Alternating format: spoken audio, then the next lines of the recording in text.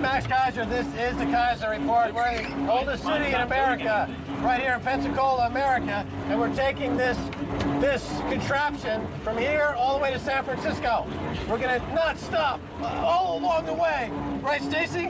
Well, Max, the theme of this show is that we're bulk buying.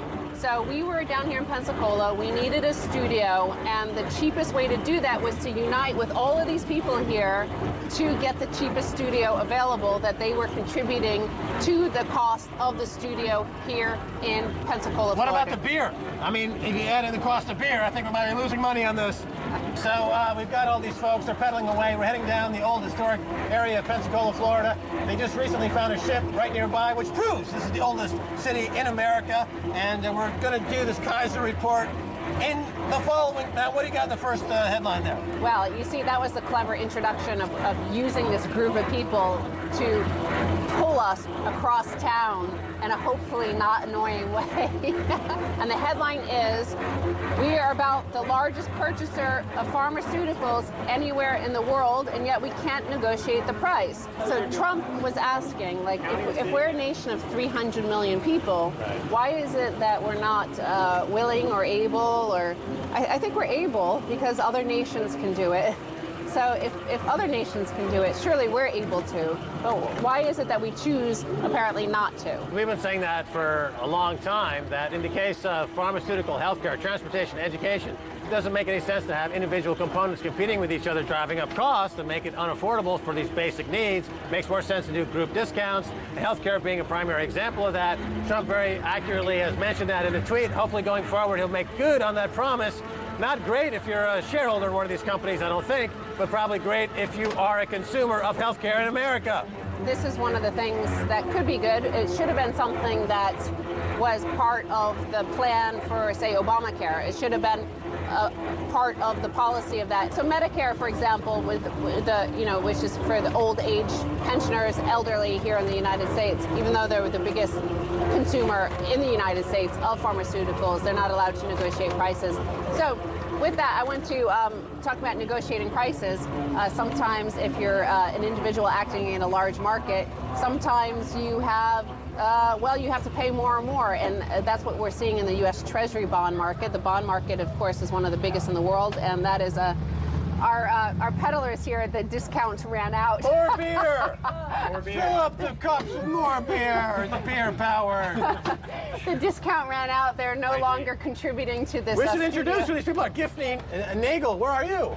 I'm over here. Oh, there's Gifney. She's a marketer, entrepreneur, recent returnee to Pensacola from Atlanta, created a very strong entrepreneur community downtown. Yep. Co-workspace. Welcome. This is like co-working, kind of. Yeah. Shared economy model that moves forward in a different way. How do you like Pensacola? It's great. I grew up here and finally have a reason to come back. So. Fantastic. How about Jeff Nagel? I take it there's a connection.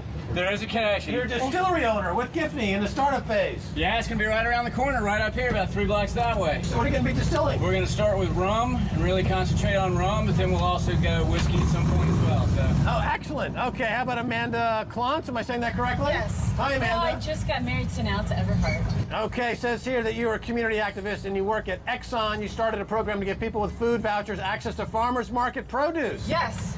And How's that I'm really going? involved with Women Build as well in Pensacola Habitat for Humanity. That's one of my favorite things to do, is actually be on the construction site with women and be able to build homes and give families opportunity for home ownership. All right, so Pensacola is the place for you. You like it here? Yes, I'm a transplant from San Diego, and this is definitely the place to be. For anybody who's looking for a new place, you have such a great community. There's just the cost of living is not actually very bad. The quality of life is amazing, and that's why I think a lot of us have chose to come back or relocate or just stay here. So Pensacola.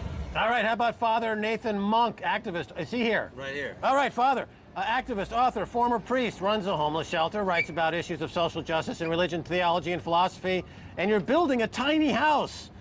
What's that all about?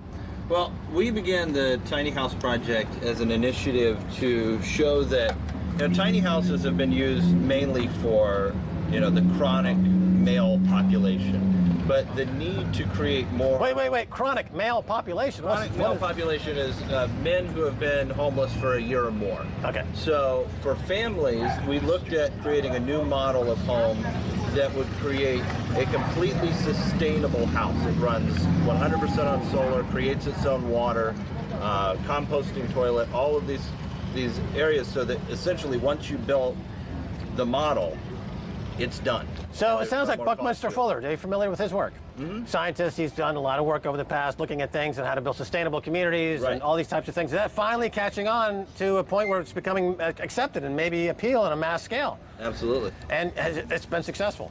Yeah, and so our hope is that that will become a component in Pensacola. We have a huge issue of poverty here, and we have a huge issue of homeless children. We have 1,800 homeless children in our school district that we know of. But finally, let's talk to Drew Buchanan, editor at The Pulse. Drew, are you and here? he owns this thing, the PensacolaPetals.com. Absolutely. Pensacola Petals provides Pensacola and Gulf Coast with locally owned, independent, co-opted source for news, commentary, and more. So you found a market in local news.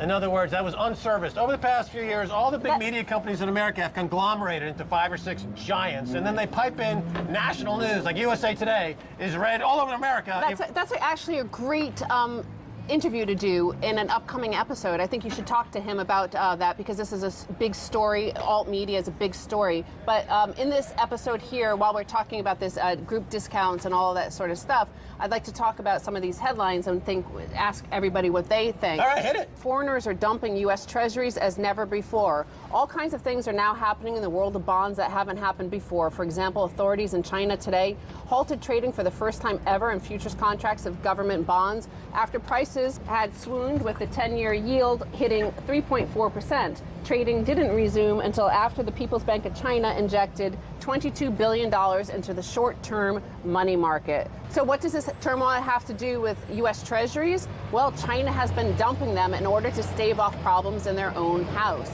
So here you have a big macroeconomic story, big global bond market, China and America, the currency wars, $1 trillion of debt, $1 trillion of money floating around, and they're engaging in this massive kind of intergalactic, interglobal markets. And does this affect you all on a local level? Well, it does, because interest rates well, are going up. That doesn't They have gone father. up 100% this year. So how has rising interest rates affected you on a local level? I got in on my home interest rate when it was low. You know, I came from a military background, and thankfully the U.S. has a really good benefits programs for veterans. But yeah, now it is starting to increase incrementally, which is, you know, long-term good for the economic market, but it can cause a pinch on people in the local market as well. Right. How about anybody else? Are you feeling that kind of? What I'm seeing for, you know, the homeless and people trying to come out of homelessness is that these continually rising interest rates are basically making it impossible for a lot of new home buyers.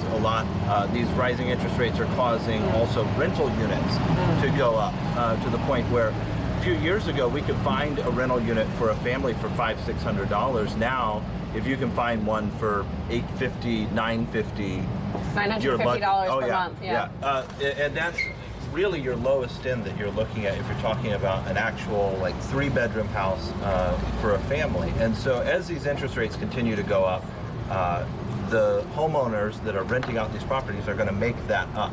But that's on a very local level. Sure. So this is in terms of the global nature of this story and how it impacts you locally, is the net purchases of U.S. Treasury bonds and notes. What this chart is showing is that, you know, while the U.S. government was bailing out banks and bailing out the financial system, foreigners were buying up the U.S. Treasuries, thus financing it, keeping the interest rates low. But now, because of problems in China and around the world, they're having to be net sellers of it. And the Fed has started to taper, i.e. they're no longer doing quantitative easing.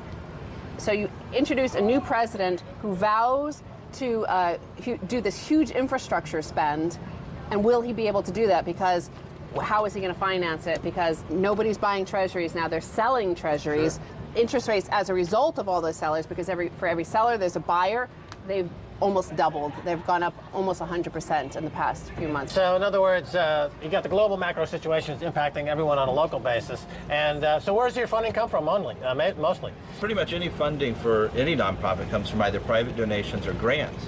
And so as big money starts to shift like that, people who are going to write big checks and make big decisions are going to start holding on to their money. So any sort of global financial shift, when it happens, who it ends up hitting first is always the people at the sort of bottom of the economic food chain. Yeah, and of course housing, by the way, in the United States, technically the price is back to all-time highs, and yet ownership rates are at all-time lows, like multi-decade lows. So you see you're coming into this situation. It might actually be a good thing because it might cause prices to crash on properties, the fact that interest rates are now rising. So it might become more affordable to an ordinary person. How about the distillery owner? So you have ambitions to go global with your spirits, or are you going to stay local?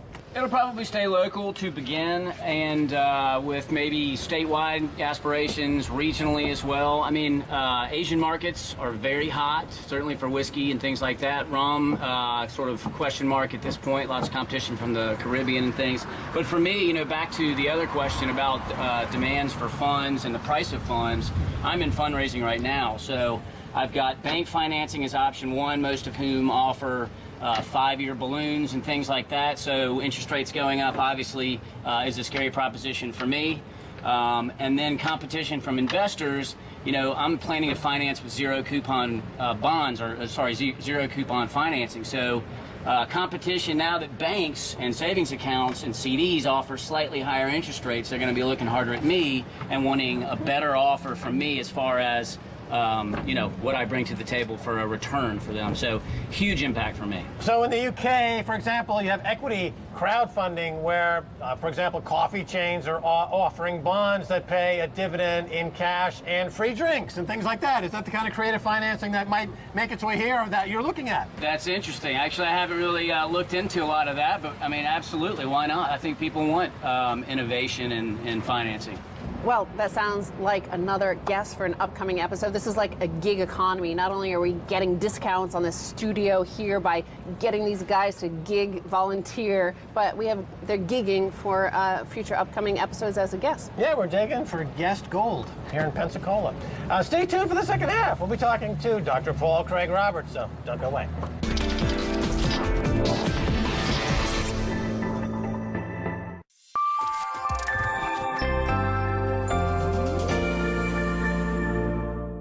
Western motivational speakers like to point out that in the Chinese language, the word crisis is composed of two characters, one meaning danger and the other opportunity. While linguists have long dismissed this rhetorical device as inaccurate, does anyone follow this idea of harnessing calamity?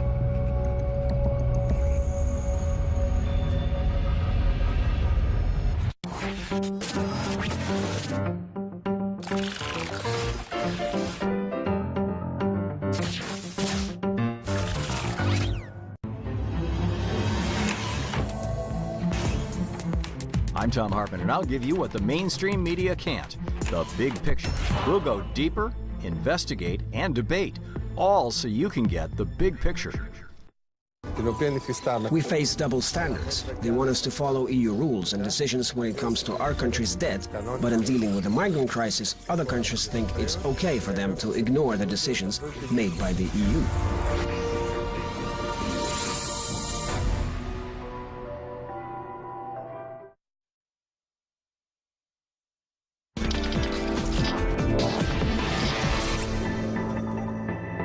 Welcome back to the Keiser Report. I'm Max Keiser. Time now to turn back to Dr. Paul Craig Roberts. Dr. Roberts, welcome back. Thank you, Max. All righty, we had a fascinating discussion. We're going to continue with it. I want to mention right at the top again, you are on a blacklist of bloggers, writers, and websites who should be tried for treason. In response, you've joined an action against the Washington Post and this Proper Not group. And I should mention that since we're here today, it appears as though the coup did not take place, because otherwise we would have been captured by now and thrown into jail. So there was no coup, thank goodness. Now let's talk a little bit more about this coup attempt. I mean, Barack Obama actually got up there in front of the people, and who could hear him when he was coming out of his mouth. I mean, it wasn't just talking soliloquy into the bathroom. He was making a public speech that, you know, the Russians hacked into the elections and they've upset this. I mean, talking total nonsense and spewing garbage. And his legacy now, instead of being on Mount Rushmore, it'll be on Mount Garbage. It should be, because, you know, voting machines are not connected to the internet, so they can't be hacked by the Russians. Yeah, well, wait a minute, you're talking logic there. That's not right. Now, let's talk about Donald Trump for a second here. He's already gone hard on the defense contractors from Boeing to Lockheed Martin. He's already, you know, kind of given them a heads up that he's going to come after their budgets. And of course, he's hit the CIA really hard. What do you make of him turning down intelligence briefings? You know, he said, I don't read the intelligence briefings, or he gave it something like, I read them every once in a while. What does that all mean? You're a Washington insider. Tell us about that. Well, I think what it means is he doesn't want to give the CIA a chance every day to brainwash him or to win him over to their agenda. The CIA reports leading up to 9/11 warned of an attack, but it was ignored. So I guess he's thinking, well, you know, what's going on here? He thinks that they've got a brainwashing on a daily basis, or not. Well, you know, the whole thing is suspicious, isn't it, Max? How would the CIA be able to warn of an attack when later the White House claims we had no idea about any of this? That's exactly right. I mean, that's what I'm saying. There seems to be a disconnect anyway between these two pieces of government. You know, if Trump makes it to the White House, what do you think of his cabinet so far, what he's picked? Well, you know, he's picking strong people, which if you're going to have change from the top, you got to have a strong personality like Trump. You can't do that if you're conciliatory or you're going along with everything. So, and the people he's choosing, you know, one of his main goals, he says, is to restore normal relations with Russia. So his Secretary of State makes perfect sense. This is a guy on good terms with Putin. So if you want to restore relations with Russia, then you need somebody like that, right? So his national security advisor, another general, but he's the guy who blew the whistle on the Obama administration sending ISIS to Syria. I mean, he actually blew the whistle on that. That other general is the guy who told Trump torture doesn't work and backed him off of that. Plus, if you're unsure about what the CIA or some elements of the military security complex is going to do, it's nice to have some well-connected generals there.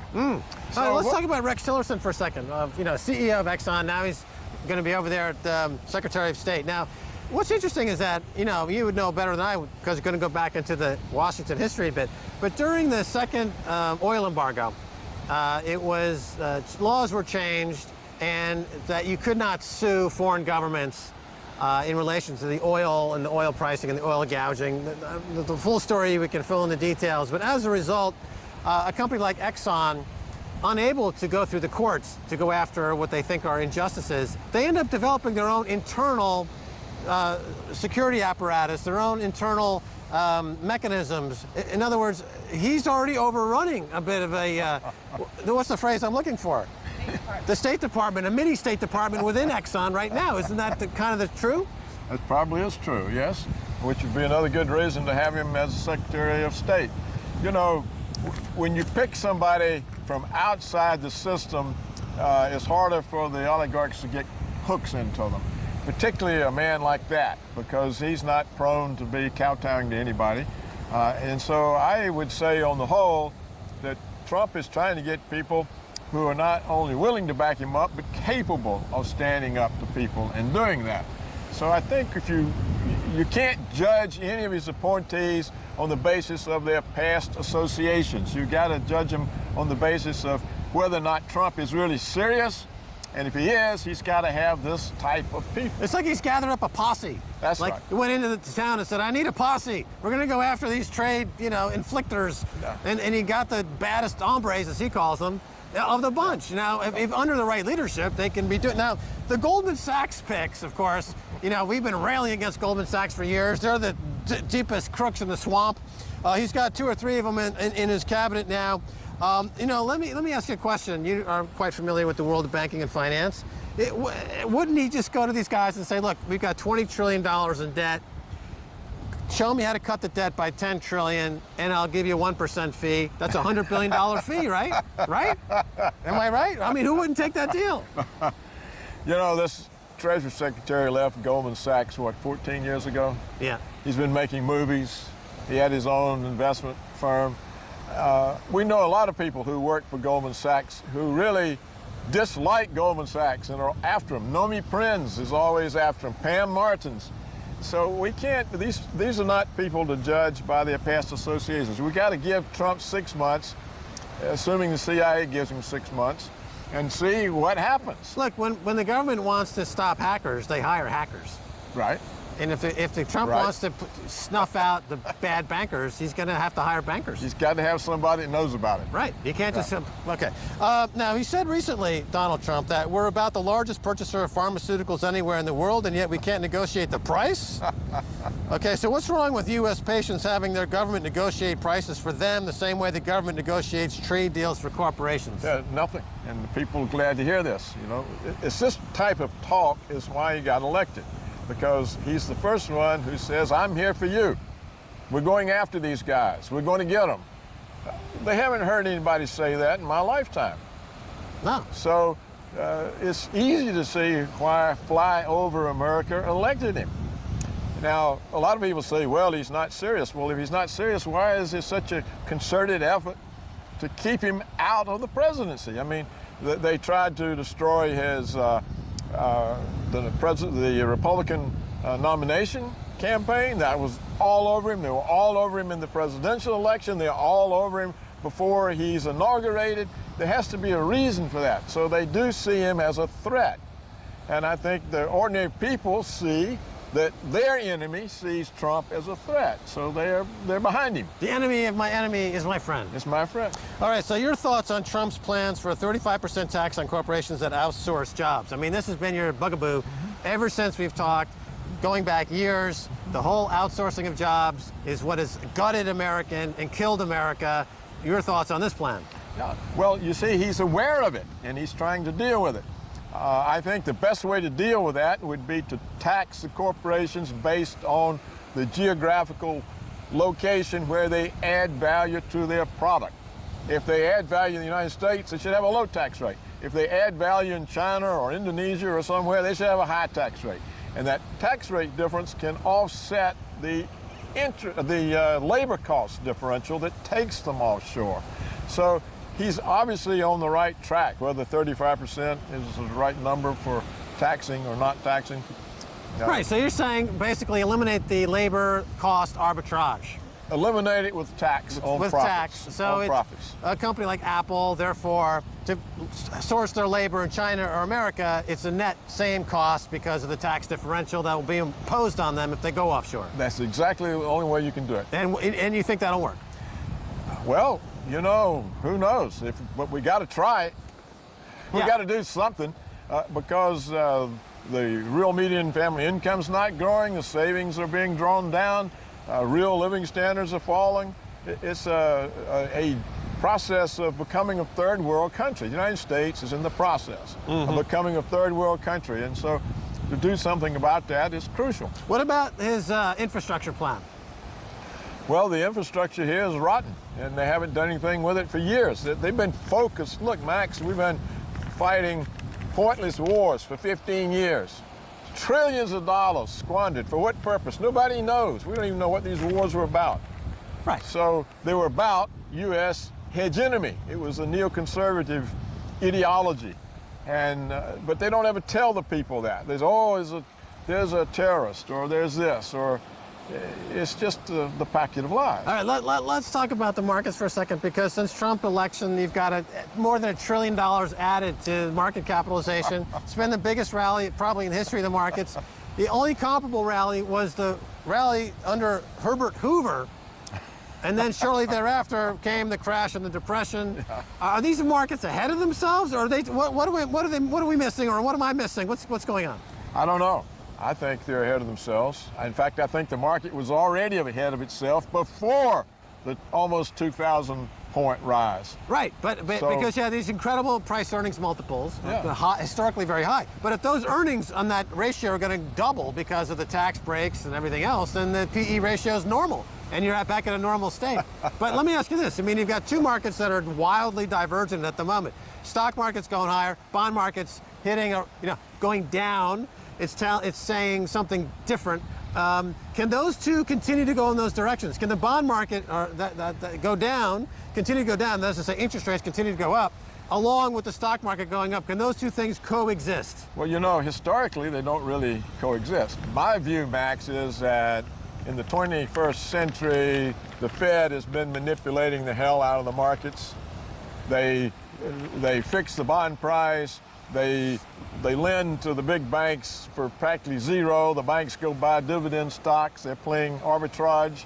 All the markets are so rigged, it's hard to say that there's any market forces making any decisions. That's the thing. I just don't agree that the market is making these decisions. The Fed has the biggest trading desk in the world. Why? They can trade anything.